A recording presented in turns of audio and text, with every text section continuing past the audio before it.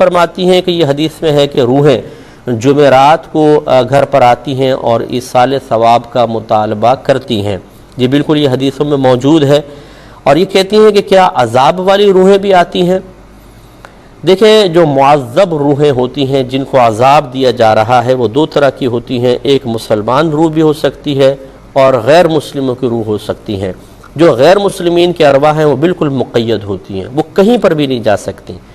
اور جو معذب روح ہیں بعض حدیثوں میں مطلق ان کے بارے میں آیا کہ معذب روح نہیں جا سکتی ہے، مومن کی روح جو غیر معذب نہیں جس پہ عذاب ہو رہا ہو،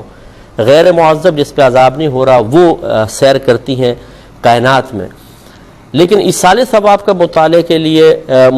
کے لیے ہم نے کئی ایسے واقعات اکابرین کی کتابوں میں پڑھے ہیں کہ جن لوگوں کو عذاب ہو رہا ہے وہ بھی روحیں آ کر مطالبہ کرتی ہیں کہ ہم عذاب میں ہیں، ہم تکلیف میں ہیں، ہم پریشانی میں ہیں، ہمارے لیے ایصال ثواب کرو۔ تو یہ ہو سکتا ہے کہ اللہ تبارک و تعالی جو مومن کی روح ہے جس پر عذاب ہو رہا ہے اس کو اجازت دے دی جائے کہ وہ آ کے مطالبہ کرے، تو لہٰذا اس کا انکار نہ کیا جائے، اور اس میں کوئی تعجب خیز بات نہیں ہے۔ اللہ تعالیٰ کی رحمت بہت بڑی ہے، وہ اجازت دینے پر بالکل قدرت رکھتا ہے۔ فرماتی ہیں کہ یہ حدیث میں ہے کہ روحیں جمعرات کو گھر پر آتی ہیں اور ایصال ثواب کا مطالبہ کرتی ہیں۔ یہ بالکل یہ حدیثوں میں موجود ہے، اور یہ کہتی ہیں کہ کیا عذاب والی روحیں بھی آتی ہیں؟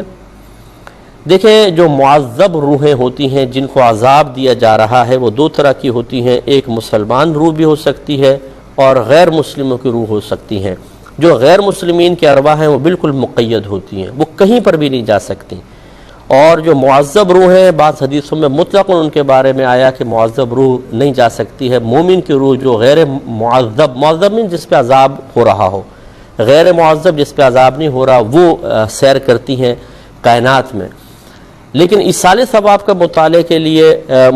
کے لیے ہم نے کئی ایسے واقعات اکابرین کی کتابوں میں پڑھے ہیں کہ جن لوگوں کو عذاب ہو رہا ہے وہ بھی روحیں آ کر مطالبہ کرتی ہیں کہ ہم عذاب میں ہیں، ہم تکلیف میں ہیں، ہم پریشانی میں ہیں، ہمارے لیے ایصال ثواب کرو۔